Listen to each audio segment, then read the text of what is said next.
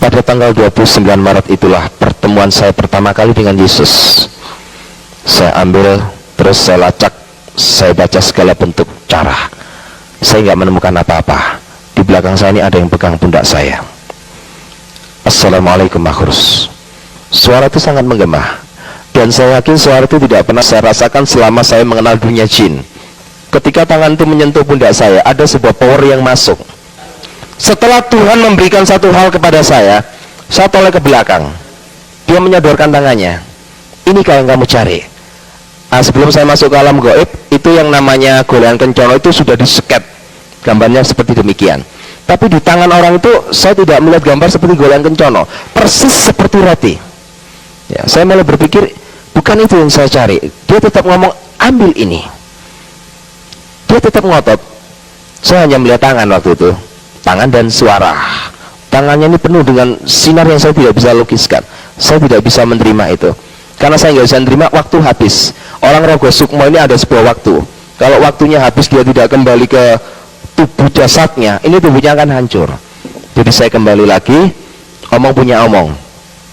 Nah, waktu itu Ki Jogobodo tanya pada saya, Habib, kira-kira sudah bisa deteksi? Sudah.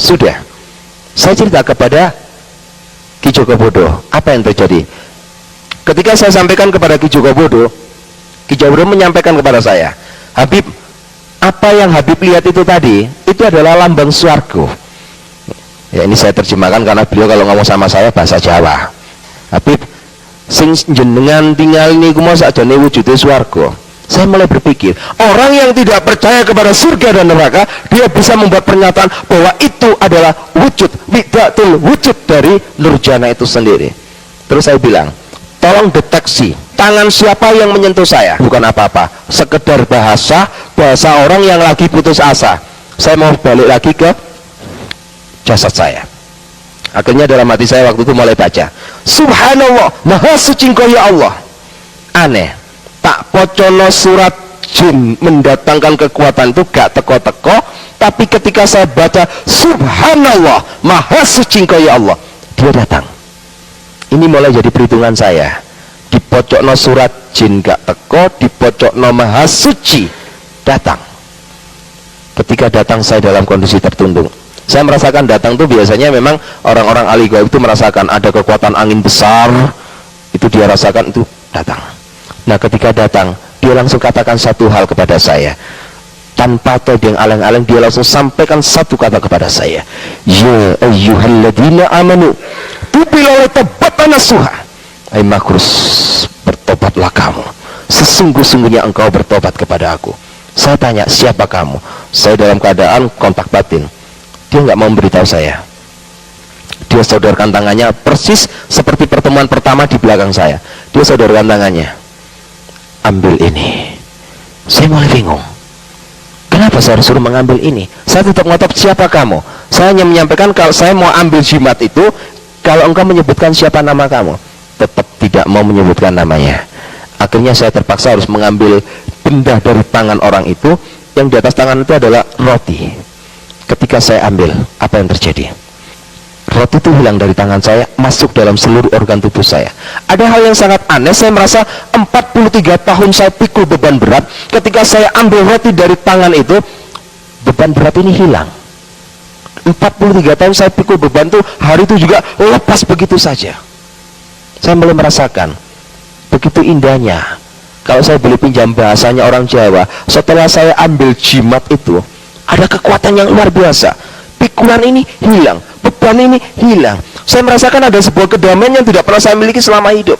Sebab kedamaian dan kebahagiaan selama 43 tahun itu adalah sebuah kedamaian yang hampa, semu, palsu. Tapi setelah saya menerima jimat itu, saya merasa ada satu kekuatan yang luar biasa. Akhirnya saya tanya, siapa kamu? Baru dia katakan kepada saya. Dia katakan begitu indahnya dengan tegas seperti yang saya sampaikan tadi. Isafa innahu, aku yang selalu mengatakan perkataan yang benar kepada kamu. Roh Allah, aku adalah roh Allah itu sendiri. Wa khalimatu, aku adalah firman yang hidup. Saya tersujud tersungkur kepadanya. Dia dekati saya masih ingat waktu itu. Dia dekati saya, dia katakan pada saya, aku akan utus kamu seperti domba di tengah-tengah serigala. Ada satu hal yang membuat saya marah. Saya mempunyai satu sifat pribadi yang jelek. Kalau saya lagi marah sama orang, saya langsung tatap wajah orang itu, tidak peduli siapapun juga dia. Dan ketika orang itu ngomong pada saya, aku utus kamu seperti anak domba di tengah-tengah serigala, saya marah. Marah saya itu begini, orang ini seperti balas dendam kepada saya. Mungkin selama hidup saya jahat kepada umatnya, dia balas dendam. Buktinya apa? Buktinya dia pura-pura datang kepada saya diutus seperti anak domba di tengah-tengah serigala. Coba jenengan saged pikiraken, lek ono anake wedhus ditekek nangoni tengah-tengah serigala, niku pasti mati. Pikiran saya waktu itu juga gitu. Ini berarti balas dendam. Orang ini mau membunuh saya. Maksud saya itu jangan dijadikan saya sebagai anak domba, jadikan saya sebagai harimau, serigala, ataupun apapun yang saya siap hadapi serigala. Maksud saya itu begitu. Tetap dia katakan, aku mengutus kamu seperti anak domba di tengah-tengah serigala. Saya katakan, Tuhan, hati saya ini keras, Tuhan. Tapi Tuhan katakan dalam Yeskiel 36 ayat 26 jelas di sana kata, aku akan memberikan roh yang baru kepadamu, aku akan memberikan hati yang baru kepadamu, hati yang taat, dan menjauhkan kamu dari hati yang keras. Saya mulai adem ayem, marah hati saya. Mulai saya berpikir, terima kasih Tuhan. Saya mulai berpikir lagi, apa yang harus aku lakukan untuk menjalani sebuah kehidupan ini. Saya mulai berpikir, kita memang harus seperti anak domba di tengah-tengah serigala. Kita persiapkan hidup kita untuk menjadi laskar-laskar Kristus, sehingga apa yang menjadi kejahatan saya yang sudah saya program pada tahun 2004, Tuhan fatalkan. Akhirnya saya mau ambil keputusan ikut Yesus. Apa yang terjadi? Saya tidak bisa diterima oleh istri sama 5 anak saya. Saya mulai datang door to door dari gereja ke gereja, meminta pandangan pendapat dari pendeta-pendeta. Setiap gereja yang saya masuki, isinya hanya satu, suudon.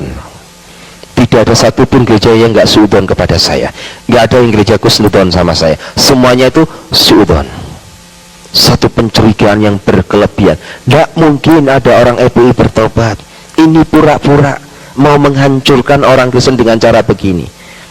Hati kecil saya mulai berbicara, lek menghancurkan orang Kristen saya nggak perlu berpura-pura, langsung saya datangi walaupun di siang bolong. Itu sifat saya. Saya bukan seseorang yang harus mendatangi orang di malam hari. Siang bolong pun tidak perlu Anda datang di tempat saya yang akan datang di tempat Anda. Jadi saya waktu itu menangis. Berangkat kemana-mana ditolak, pulang di rumah istri saya cemberut saja. Coba bisa kita bayangkan, suami teko pegel-pegel, bojo cemberut, isine mangkel. Saya doa sama Tuhan, Tuhan Yesus, kalau engkau memang memanggil hambamu menjadi hamba yang benar, nyatakan kuasamu Tuhan. Aku tidak perlu mendoakan oknum-oknum pendeta yang menolak aku, biarlah itu adalah hakmu Tuhan.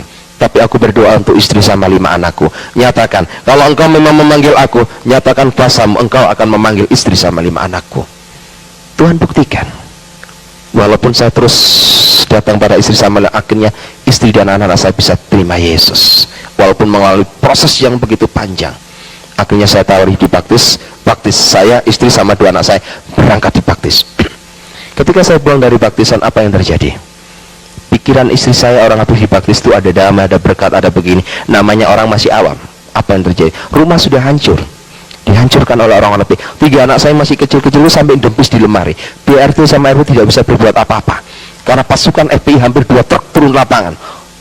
Rumah saya diobrak-abrik. Saya berlutut di hadapan Tuhan. Hampir 3 bulan saya mengalami peperangan. Setiap pagi saya harus kerja bakti, sebab di depan rumah itu dibuang kotoran manusia. Setiap pagi saya bersama istri anak-anak saya kerja bakti. Terima kasih Tuhan. Akhirnya keluarga besar saya dari Bangkir memberikan satu Delden.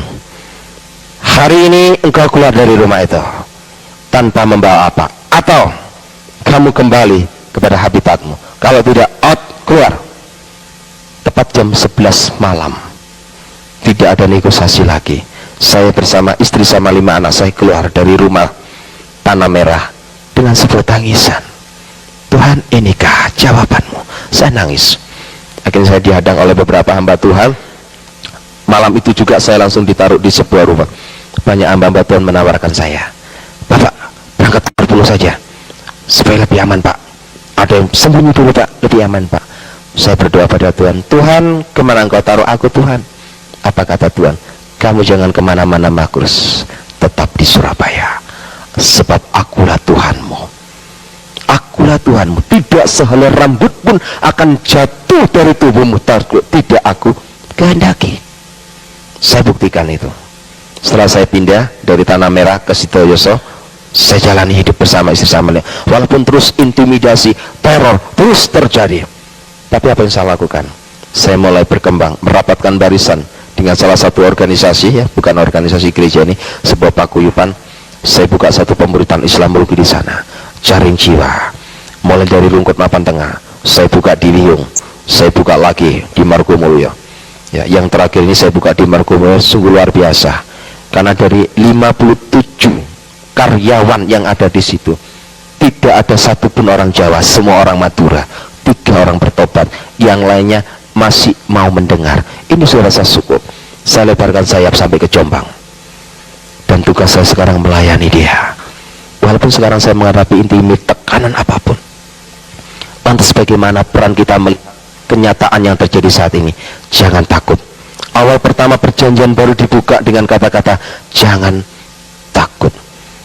Kalau kita kembali pada Yohanes 16 ayat 2, jelas di sana dikatakan, kamu akan dikucilkan, dan setiap orang yang membunuh kamu menganggap dirinya berbakti kepada Allahnya. Ngerampok, membunuh, ngebom, ini dianggap berbakti kepada Allahnya. Membunuh berteriak Allahu Akbar, ngebom tetap berteriak Allahu Akbar. Ini sudah ditulis dalam Yohanes 16 ayat 2. Tapi ada satu masalah Tuhan Yesus pesankan, ada domba dari kandang lain yang harus aku tuntun juga. Ini permasalahannya. Haruskah kita membenci? Tidak. Apapun yang mereka berbuat, tidak ada kebencian dalam hati kita. Ada domba dari kandang lain yang harus aku tuntun juga. Bahasa harus aku tuntun juga ini sekarang diamanatkan kepada kita sebagai anak-anaknya untuk meneruskan kata-kata harus aku tuntun juga.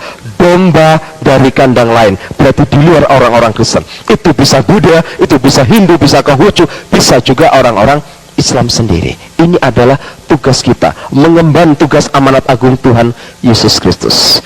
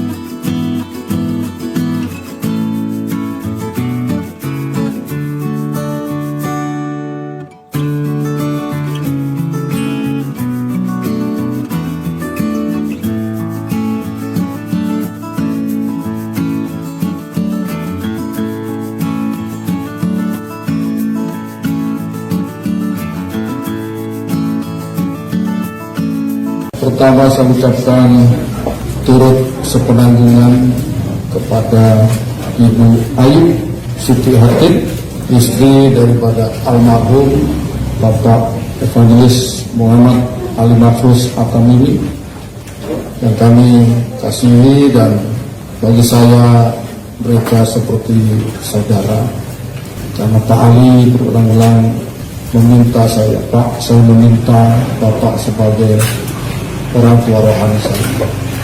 Saya minta Bapak tidak jemu-jemu untuk membimbing saya, membimbing kami. Saya anggap Bapak adalah keluarga saya di sini. Sehingga kalau kapan hari itu ada acara pertemuan dengan keluarga yang ada di Pergu, saya diminta untuk mewakili sebagai keluarga. Dan saya dengan Ibu Gembala hadir di sana, ketemu dengan orang tua daripada Ibu Ayu Siti Hatim, Bapak Haji siapa lupa saya ya, dan Ibu Hajah dan keluarganya juga dari pesantren semuanya duduk, dan mereka menyambut kami dengan sukacita, dengan senang hati. Mereka menganggap kami keluarganya, kami makan bersama di rumah, dan kami saling mengharapkan untuk bersatu. Sekasian Tuhan, maka dari itu saya secara pribadi juga merasa kehilangan dengan terpulangnya hambanya Bapak Muhammad Ali Makfus ini.